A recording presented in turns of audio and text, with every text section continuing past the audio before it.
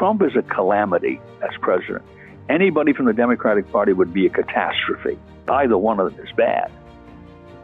This is Kaiser Johnson with Liberty and Finance, and these are the Miles Franklin Weekly Specials for July 8th through July 15th, 2024, while supplies last.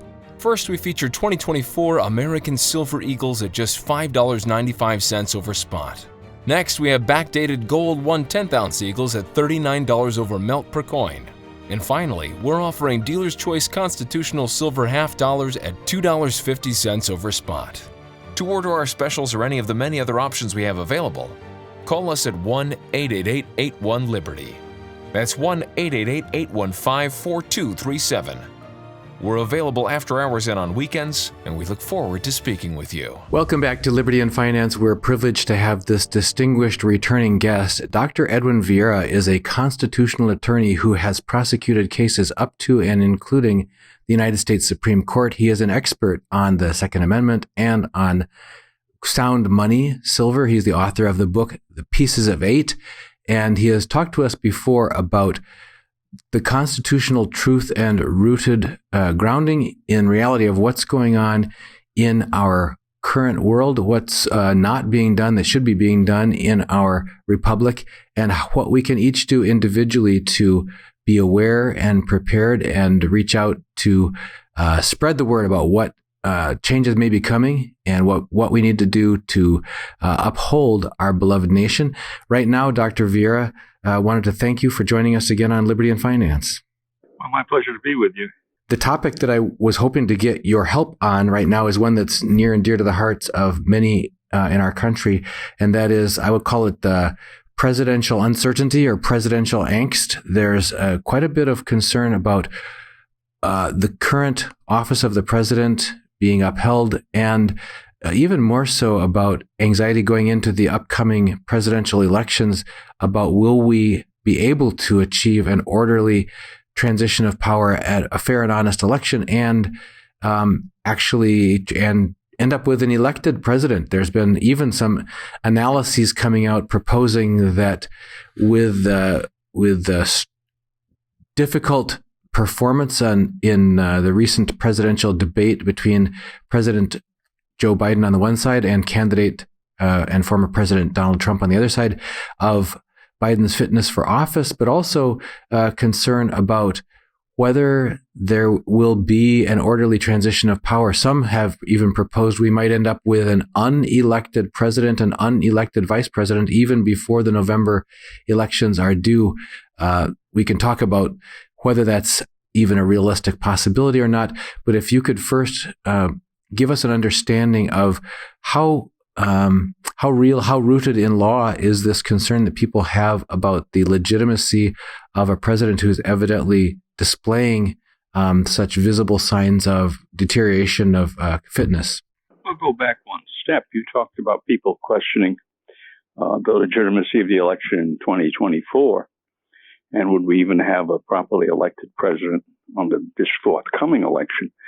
Of course, that question has yet to be definitively answered about the last presidential election. All right? You never had a case. The Supreme Court, of course, punted the most important case dealing with what happened in the 2020 election. So we have a kind of a precedent. This has happened before, that you can have an election with a tremendous amount of concerns about electoral irregularities, let's call them, and the judicial system looks the other way. And then where are you? Well, you're in the Neverland of, is there actually a legitimately elected president and vice president? Have they actually qualified pursuant to the appropriate election laws, both in the U.S. Constitution and the various state legislative codes? So that's one problem.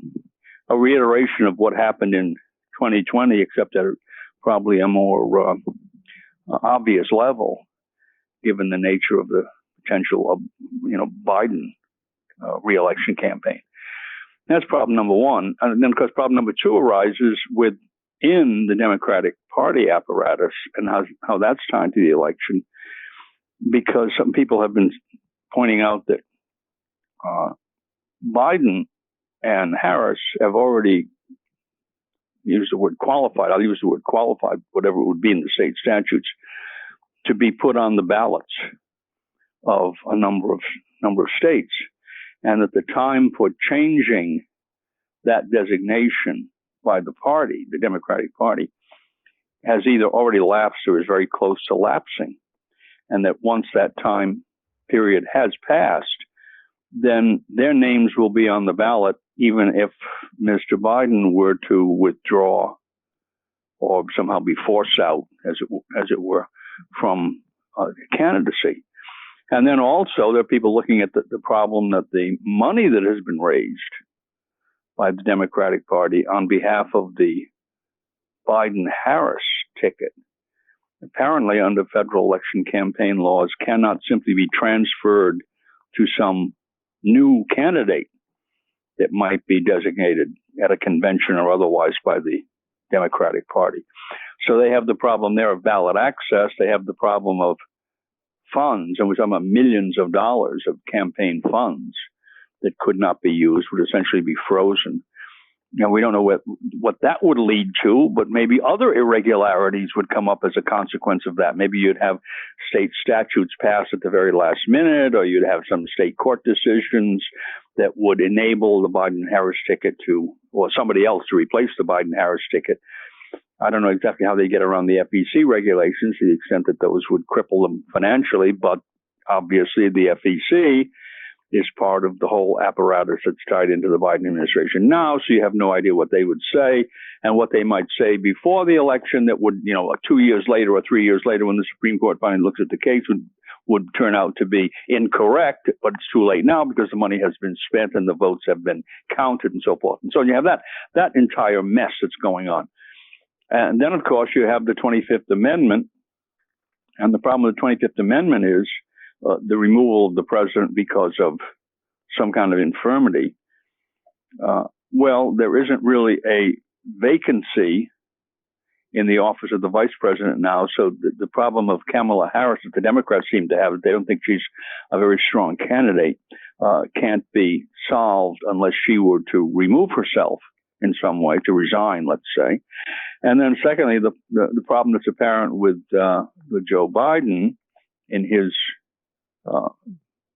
whatever you want to call it, infirmities, complex of infirmities, is that he is not going to transmit to the President pro tempore of the Senate and the Speaker of the House of Representatives a declaration that he's unable to discharge his functions. He's not going to do it. So that brings you to the fourth section. There's a fourth section of the 25th Amendment, which says that the Vice President and the majority of the principal officers of the executive departments, and that's, of course, your cabinet level people, can come to Congress and make that kind of representation. And then Congress will determine whether Mr. Biden is fit to continue. But that's not going to happen, obviously, because even if the cabinet officials did it, well, the Senate is probably not going to go along with that determination because the Democrats control the Senate. So unless the Democrats definitely want to get rid of Mr. Biden, and we have the situation where most people believe is true that the members of the cabinet and other officials, appointed and non-appointed officials in the Biden administration, are not really controlled by him. They're controlled by someone else or some complex of individuals other than the president. So they could turn against him. That's always a possibility. And then the Democrats in the Senate would turn against him as well. So it's conceivable that could happen, but it's highly unlikely. So then we come to the question, of course, of Mr. Trump, with his, what number of it is, felony convictions in that New York State case, and where that's going, and exactly how that will play out from a propagandistic point of view during the election, right? They're already saying, well, here's Trump, he's X number of convictions, felony convictions in that case. The Democrats saying, do you want this man to be the president of the United States? Well, okay, I don't know one way or the other what the consequence of that is in the long run, because it seems likely that complex of conviction, that whole state case will be thrown out. It's really a rat's nest of legal improprieties and incompetence. But that'll be years from now. Probably we'll have to end up probably having to go to the Supreme Court of the United States. I'm surprised why that Trump people haven't gone to the Supreme Court of the United States with an emergency petition for certiorari. The Supreme Court of the United States has ultimate jurisdiction in this case, there being federal constitutional issue involved in it, and said, look, you've got to decide this thing before the election, because this is clearly election interference. Look at the Democrats' propaganda calling Trump a convicted felon. But I don't think the Supreme Court would do that. I don't think they would interfere or intervene. Let's not call it interference. Intervene. They have the authority to do it, but I don't think they will. So you have that problem. Then, of course, you have the interesting problem of assuming that Trump is elected. What will happen between the election and the inauguration in terms of various kinds of pressure being brought to sabotage the elections of ex post facto? And one thing that came to my mind, of course, if he's still a quote unquote convicted felon, which is the propaganda being used against him, well, how could he be sworn in as commander-in-chief of the armed forces? Because if you look at Title 10 of the United States Code, Section 504, and it says, and I will quote, no person who is insane, intoxicated, deserted from the armed forces, or who has been convicted of a felony may be enlisted in any armed force. Okay? So I think everyone realizes that's always been true, say, of the officer corps, but it's true all the way through the armed forces. And one could imagine some of the rogue military people in the Pentagon, and we know who some of them are, coming forward, high-level people, 3 stars and 4 stars, saying, well, we can't serve under this person. He's not qualified to be commander-in-chief because he is a multiply convicted felon. And this would be contrary to all principles, not only of the law, but of military honor and discipline and so forth and so on. So you'd have that problem where prior to his even taking the oath, there would be people. Now, they may come out and say this openly, but there would be leaks. And the leaks at least would make it clear that there would be a strong anti-Trump, surreptitious at least, movement in the Pentagon. Well, then we're talking about some kind of a military coup.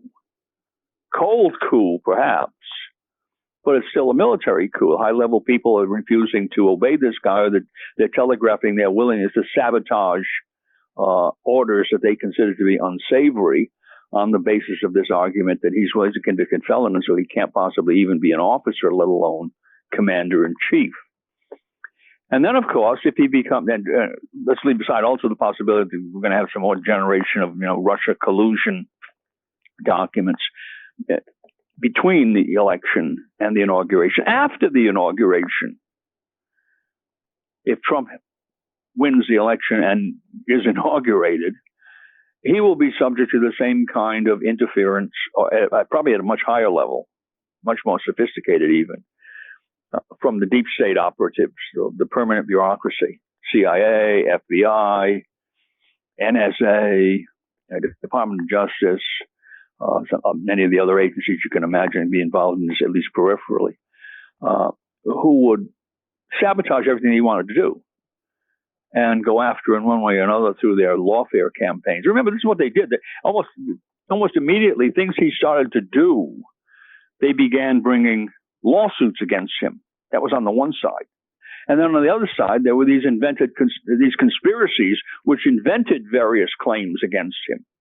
And then, of course, you had the laptop event, the Hunter Biden laptop with the 51 intelligence agents, whatever they call themselves, who swore up and down, oh, this thing was Russian disinformation. Well, some of those people are probably still there, at least, if not in positions of influence directly in the government, having avenues of influence still. And they know whom to reach in order to get the subversive wheels rolling in the back rooms.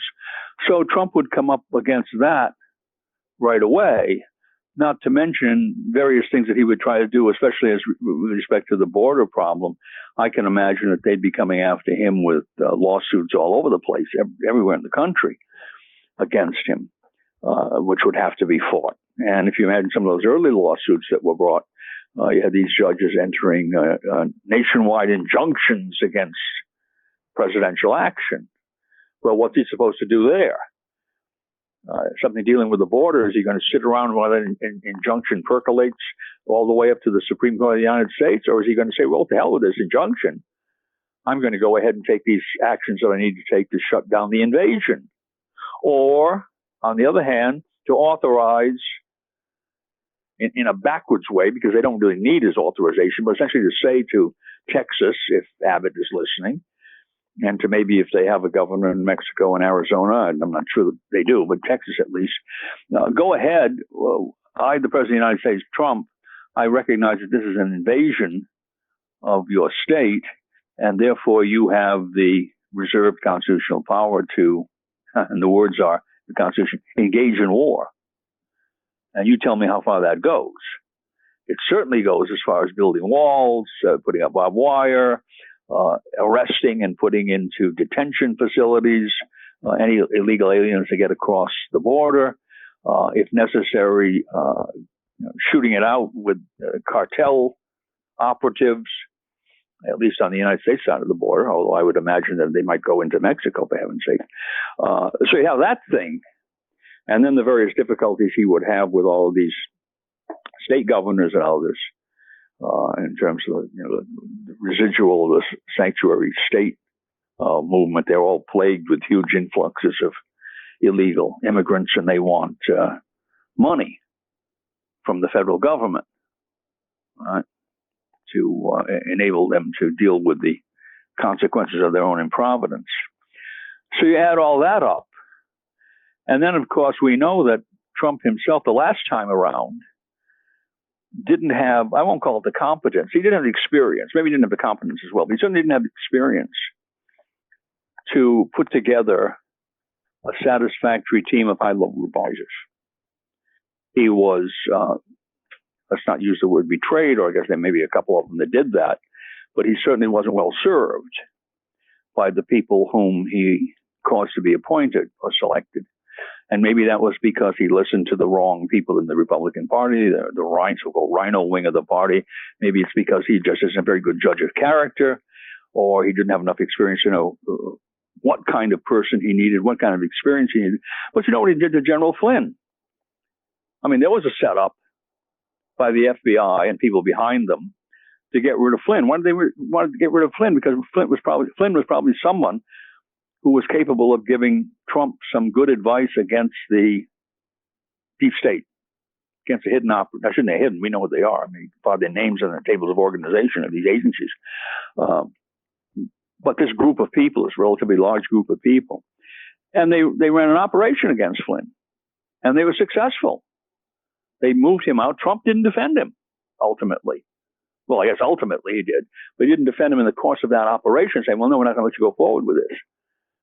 And any lawyer, I can't imagine, I don't know why Trump didn't call some lawyer, some competent lawyer. Oh, the FBI wants to come and interview me. The lawyer I would have said, no, you're not going to have an interview with the FBI. What, are you out of your mind? Why are they coming to talk to you? What we need to do is hold an investigation of why they're coming to talk to you. But no, the exact opposite happened. So he gives this interview, and then they use that as the pretext of lying to the FBI agents, I guess the old 18 U.S. Code, Section 1001 and whatever, to go after him, and they destroyed him. You know, at least destroyed his effectiveness as a presidential advisor. So you'll see more of that. And what we saw with Trump was he was unable to deal with it. And he was unable to come up with people, attorneys or others, who were able to deal with it. So he went through the whole Mueller nonsense. He went through, of course, the General Flynn nonsense. He was in the back room, but he saw that going on. Eventually, he goes through the Hunter Biden insanity, and on we go. So I can expect that will happen again, this time in spades. The first time was a kind of a low-level dress rehearsal for what they'll do the second time. And they have gotten away with all of this. I mean, even the Supreme Court recently deciding that the January 6th insurrection charges were brought under the wrong statute. That obstruction statute was not the one that was appropriate to be used. So now we're going to have a spate of people who have their convictions, we hope, have their convictions reversed, get habeas corpus petitions granted, get the charges thrown out, whatever. And that'll go on for how many years? But the point is that the people who instigated that operation, the people that prosecuted all of it, the judges that went along with it, no one's going to be punished. Think about that one. And this one goes back to Pelosi and what's the name, Muriel Bowser, who refused to bring in or allow, I don't know how they had any allowance involved. Trump, like, once again, the incompetence of Trump. He said, well, they didn't allow the National Guard to come in. He didn't need them to allow the National Guard to come in. It's a lot of nonsense. All right. But somebody told him that he did. So he went along with it. Well, they getting away with it too. Even Nancy Pelosi, recently there was some internet video of her saying, well, she was ultimately responsible for, the National Guard people not having been used or whatever. She's, after the fact, claiming big deal. She's claiming responsibility, but she's not going to be prosecuted. Oh, really? I understand that. Okay, that's the way that works. So there's a problem. We have all these things I'm talking about, except maybe the military coup, although some of that may have been going on behind the scenes in the Trump administration. All of these things happened. We know they happened. We know a lot of the people who were involved in them, say the 51 intelligence agents that signed the letter. What were they doing? All sitting at lunch and had nothing better to do? They also signed a letter about a laptop. What was that all about? And who was behind them? Who got them all together? Who got them all on the same page? And we're not talking about people who were forensic experts, who actually had the laptop in front of them and did, detailed analysis of it. These are just a bunch of people who didn't know what the hell they were talking about, but they signed it. Now, you look at that, that's, I don't know, maybe that's Title 18, United States Code Section 241 case. Maybe it is, maybe it isn't. But is anyone talking about that possibility? Well, I never heard of it. And they're all saying now on the other side, and the Democrats say, oh, Trump is a dangerous man to elect because he will take revenge against these people who went out. Well, why shouldn't he? If it was illegal, why shouldn't he go after them? In fact, he had an obligation to go after them if what they were doing to him was illegal, both as a person and as the president of the United States. What are we talking about here? On one side, they can do things and they're immune, and on the other side, they're not. It's insanity. But they're already saying that. I mean, they're laying the propaganda groundwork for this, that if he attempts to do anything in terms of criminally investigating these events that occurred prior to, let's say, his election in 2024, that the media, of course, will go crazy in claiming that this is some kind of a vendetta, based on conspiracies. And what's the other word they use? Well, retribution, right? Well, okay, retribution. Well, we have a retributive system of justice. Someone commits a crime, and they're convicted in retribution for committing the crime. And isn't that how that works? I mean, what other word would you apply to it? Normally speaking, it's, the conviction is always ex post facto with respect to the crime. The crime occurs first, and then there's a conviction later on, and that's retribution for having committed the crime in an earlier time. Please. The expression here is really, this is a frothy cup of crappuccino that they're handing to us over and over and over again, just like Corinne Jean-Pierre and the other spokes creatures for the Democrats talking about the fake, it wasn't fake news, fake videos or whatever, fake interpretations of the videos, recent videos of Mr. Biden's state of health, mental and physical health. Well, anyone who looked back, even at the time of the 2020 election, realized this fellow had problems. I think anyone's ever had dementia of one kind or another in their families, or my family have had a couple of people have dementia, Parkinson's disease, some of these other degenerative conditions, can look at someone and say, yes, I can't pinpoint what kind of dementia that is or what caused it, but I know he has this, my family member has this problem. He needs to go to Dr. Smith or whatever to be evaluated. And so you could see that developing in Biden, and it was all covered up. I mean, I guess that's the word for it. In the mainstream media, they were covering it up until the debate, and then the next day or that evening, they really realized, well, we have to get a new story. So they began to mean, well, yeah, he's got a problem. Yeah, well, it was a bad night, blah, blah, blah, blah, blah. But forget everything that you've seen for the last 4 years or everything that you saw last night. So you have that problem, and then we have the classic problem here. I think of the situation in especially in the Islamic world with the caliphs and the sultans and so forth, of the corrupt courtiers, and the favorite in the harem, right, going on in the back room. And the Roman Empire in the same way, right? And with the Roman Empire, we can also add the Praetorian Guard to this, right? Manipulating the king or the sultan or the emperor, the deep state figures. And the deep state figures in many of those instances were the immediate families of these high potentates. And of course, we have that now, right? Whatever one wants to say about Dr. Jill Biden and whatever one wants to say about Hunter Biden being involved in meetings or in influencing Biden's decisions, especially about maintaining himself in the campaign. That's going on. Right? And then we have other members of the Biden family besides them involved in his various business transactions that he's still trying to distance himself from. So this is you look at this and what the heck is different here in this country from what went on in the later stages of the Roman Empire and the corrupt stages of the Islamic caliphates, the sultanates, whatever, the European courts, right? Kings and dukes, etc. Especially in the Italian Renaissance. Various dukes and so forth throughout Italy, that Machiavelli so readily exemplifies what was going on in those courts. And here it is. So what's different? Nothing's different. That's our problem. Nothing's different, and no one seems to be talking about, well, how do we solve this problem if it occurs again? We know it occurred at one level with election irregularities in 2020 and earlier with attacks on Trump after he had won in the 2016 election.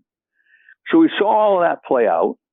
We know that the apparatus that accomplished that is still there. Most of the same people are still there. You name a few that have left, but equivalent individuals have taken their place. And they have even more to lose or more to win, if you will, this time around, whether or not Biden ends up as the figurehead candidate for the Democrats. But now let's add one more thing. Let's assume that Biden wins the election. He stays in. The doctors are able to keep him functioning in a manner that at least is a verisimilitude of competence. And he wins the election. Is there anyone in this country who will actually believe that outcome? Or let's put it this way, who won't be somewhat skeptical of that outcome? And what about all the people, I don't know, there's 71 million, 72, or this time it might be 80 million people, and Biden will get 85 million people, right? The 80 million people who vote for Trump, will they simply sit still for that result? And of course, the apparatus in Washington is set up to suppress anyone who questions, right? Election denial. We can't have election denial. I thought the whole point of it was if you question an election because the election has some irregularities, you want to get to the bottom of it. You're not denying the election. You're trying to find out what the election actually was. But now we have this new concept that if you question the rigged election, then that's election denial, and you're the person who is the perpetrator of some vile deed, and not the victim. Oh, okay, I understand that. They turn everything around. But imagine that situation and what the consequences will be in terms of the deep state operatives trying, well, probably succeeding in most instances, in suppressing by whatever means are necessary individuals, especially groups, that stand up to question, to deny the result of a 2024 election if the Democrats prevail. Well, there you go. What happened the last time? They were successful in suppressing the election deniers. And now we discover later that, a lot of the election deniers were, if they weren't, haven't been proven correct, at least their allegations have been proven worthy of investigation. Oh, I see. So you add all of that up, we're looking at a chaotic situation. And if you look at these historical analogies, well, under these kinds of circumstances, the outcomes are almost invariably not good.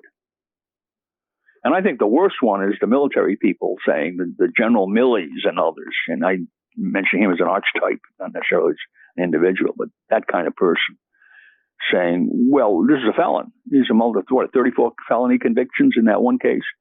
He's a multiply convicted felon, and therefore he cannot be commander-in-chief, or we, the hierarchy, the high-level people in the military establishment, the 2-star, 3-star, 4-star generals, we're not going to, or we're going to look askance at, or we're going to question, or whatever word he wants to use, any orders that purport to come from this guy, which might have extreme ramifications dealing not only with the border situation, but also with international affairs, what's going on in the Middle East, the whole Israeli whatever, and it's not just the Palestinians there, right? It's Iran and maybe Turkey and other of these Islamic states. That conjures of problems. And then the whole Ukraine-Russia problem with the implication in the situation now that there are going to be involvement, surreptitious or otherwise, by other NATO countries, Poland, for instance, sending troops, right? And where that might lead. Or the United States authorizing the Ukrainians to use long-distance weapons against Russian territory. The thing that happened the other day dealing with Crimea. That was obviously something that maybe there weren't American troops down there with the missiles, but they were certainly dealing with the guidance problems, targeting problems. So where is that going to lead? And there you go. Now you got the commander-in-chief who's supposed to make the decisions, the international decisions of war and peace or anything in between. And high-level people in the Pentagon will be perhaps vocally and perhaps just simply behind the scenes sabotaging his policy or refusing to carry it out. Or in the Oval Office coming in threatening and saying, well, we're not going to do this. If you do this, here's what we're going to do. You better not try this. And what's his response going to be? Well, I would think Trump's proper response would be to arrest him on the spot. But he won't do that.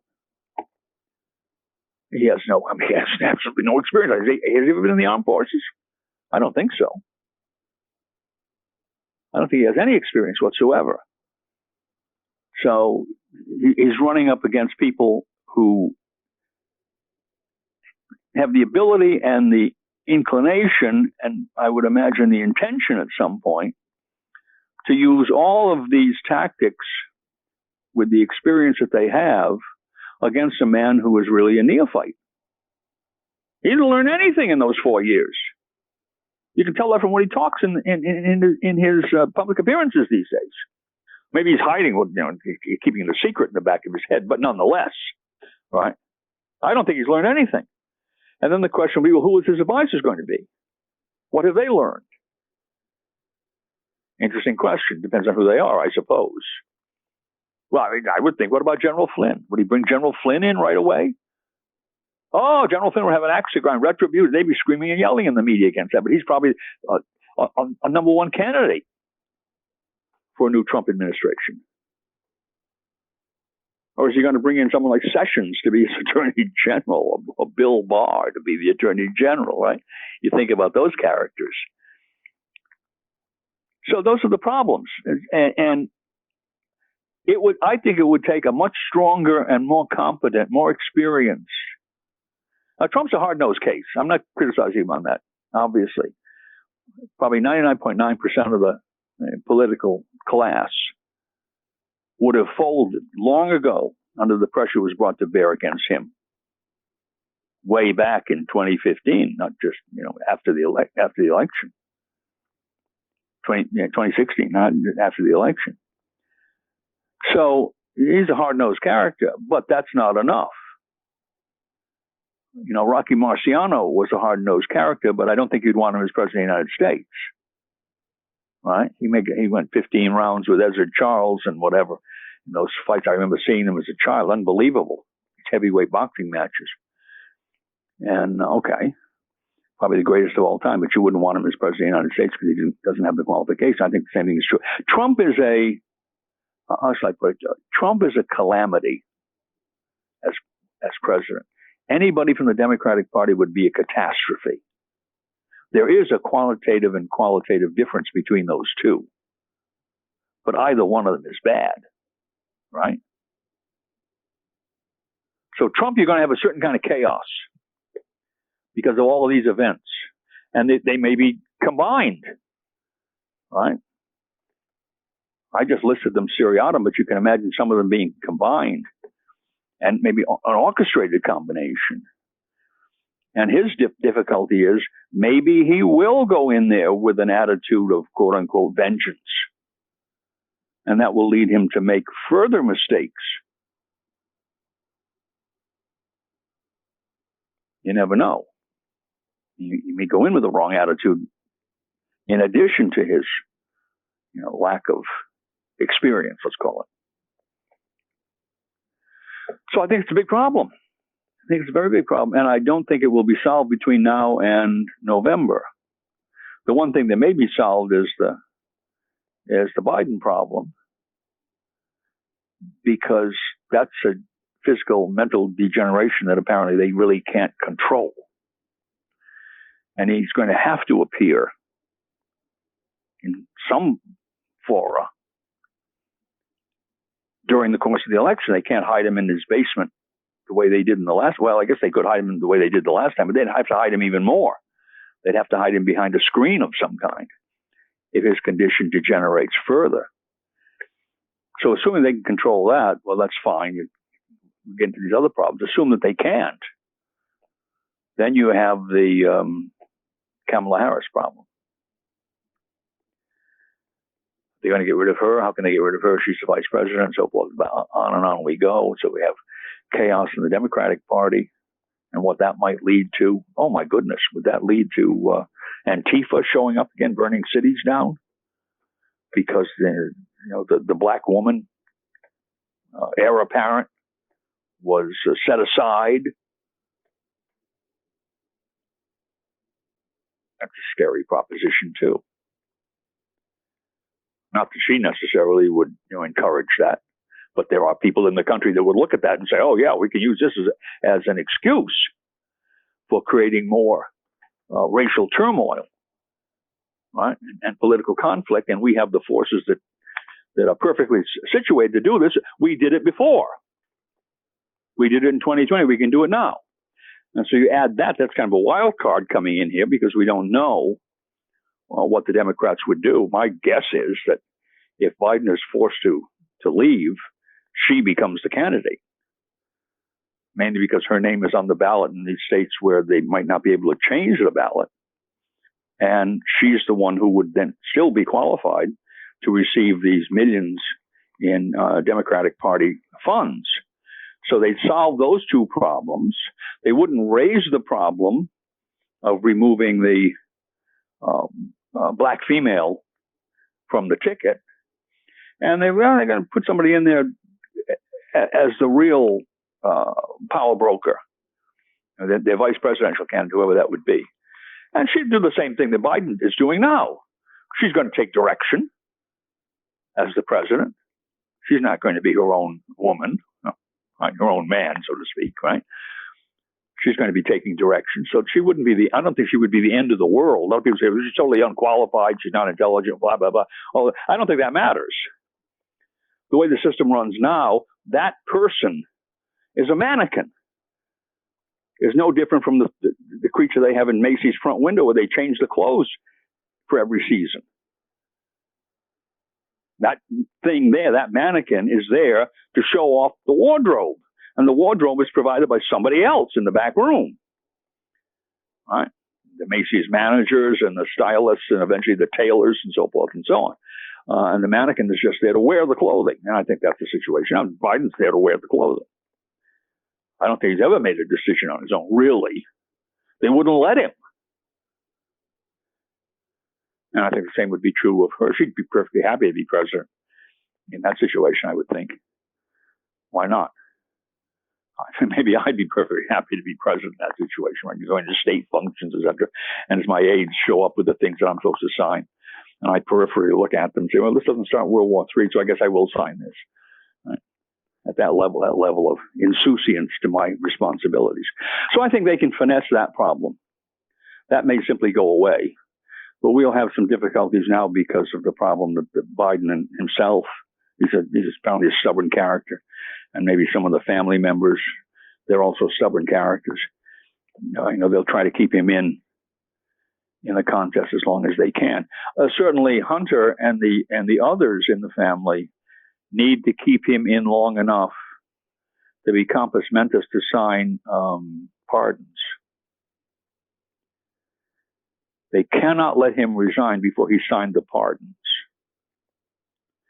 especially if Trump gets in, because the Republicans, at least in the House, have been making noises for a long time about these allegations of corruption, the money deals and so forth with Chinese businessmen and Ukrainians and all the rest of that. And if Trump gets in, someone may follow up on that.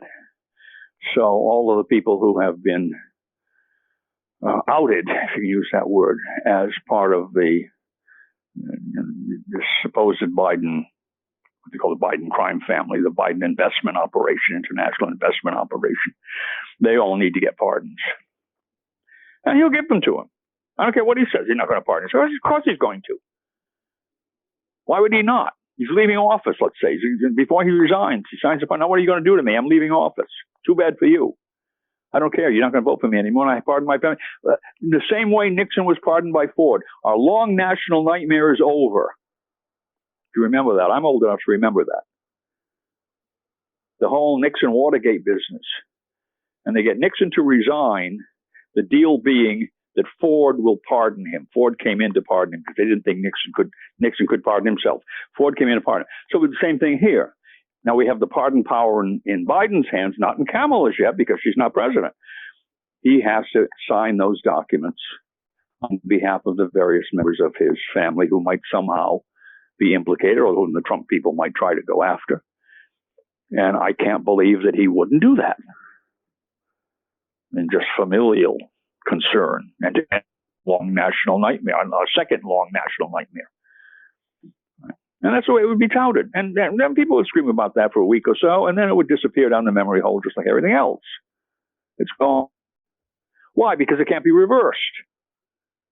Just as the election of 2020. Can it be reversed now? No. Well, what are you going to do? Reverse everything this man signed? All the statutes that were passed by Congress, and he signed them?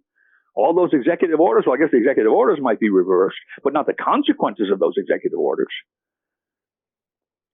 And there certainly were consequences to particular people. Imagine the litigation. If all of those things were declared invalid because that election was fraudulent. So that'll never be corrected. And that's our problem. These things never get corrected. And not only do the initial events never get corrected, but the adverse consequences are never corrected. So the whole thing is a joke. There is no actual legal system here, at least at that level. Maybe for you going through a red light or something, there's a legal system. But not at this level. Not at the level of the power brokers, of the power elite, of whatever you want to call these people. They do what they do, and they run roughshod over everybody else. And there's no consequence to them, and there's no retribution on behalf of the people who have been injured. And then, of course, you have the Supreme Court coming out with this immunity opinion, which doesn't strike me as anything new. I mean, it's obvious on the face of the Constitution that a president who is performing his constitutional functions cannot be subject to criminal prosecution. Why? Because where does criminal prosecution come from? It comes from a statute passed by Congress. Congress cannot pass a statute that interferes with the president's performance of his constitutional duties by constitutional hypothesis. So that's the only thing they said in that opinion, which was obviously true. What they call the core powers of the president. They always make up new words. When they say the constitutional powers of the president. Where you run into problems is the statutory powers. He gets some power under a statute, and he exercises that power. And someone comes along and says, well, that's not an official act because the statute didn't really give him that authority. And so you can argue about that. The lawyers will be arguing about those things for the next 100 years if the country lasts long enough. And then the unofficial acts, well, that's obvious too. How would he have immunity for an unofficial act? Right? How would a president have immunity for whatever? He shot his wife in a fit of passion. How could he have legal immunity as president for that act? So you look at that opinion and say, well, the opinion doesn't say anything that's new at all whatsoever. But it does open up the possibility of, a lot of money for lawyers. Well, Dr. Vieira, we are out of time, and this is sounding like your forecast is, I would summarize this as presidential chaos ahead. Not that it hasn't started already, but a continuation and exacerbation of the chaos going forward with no clear path to orderly transition of power or settled orderly execution of the office of president within as far as the eye can see. It's quite a concern, and it's a concern in many different areas of our lives. And this is one more that will affect many areas of our lives. And we're going to have to reconnect with you to get your ongoing awareness about this to enlighten us as we go forward. And as always, just so grateful for your presence here on Liberty and Finance. And just thank you for joining us. Well, thank you for the opportunity, Duncan. This is Kaiser Johnson with Liberty and Finance, and these are the Miles Franklin Weekly Specials for July 8th through July 15th, 2024, while supplies last. First, we featured 2024 American Silver Eagles at just $5.95 over spot. Next, we have backdated gold 1/10-ounce Eagles at $39 over melt per coin. And finally, we're offering Dealer's Choice Constitutional Silver half dollars at $2.50 over spot. To order our specials or any of the many other options we have available, call us at 1-888-81-LIBERTY. That's 1-888-815-4237. We're available after hours and on weekends, and we look forward to speaking with you.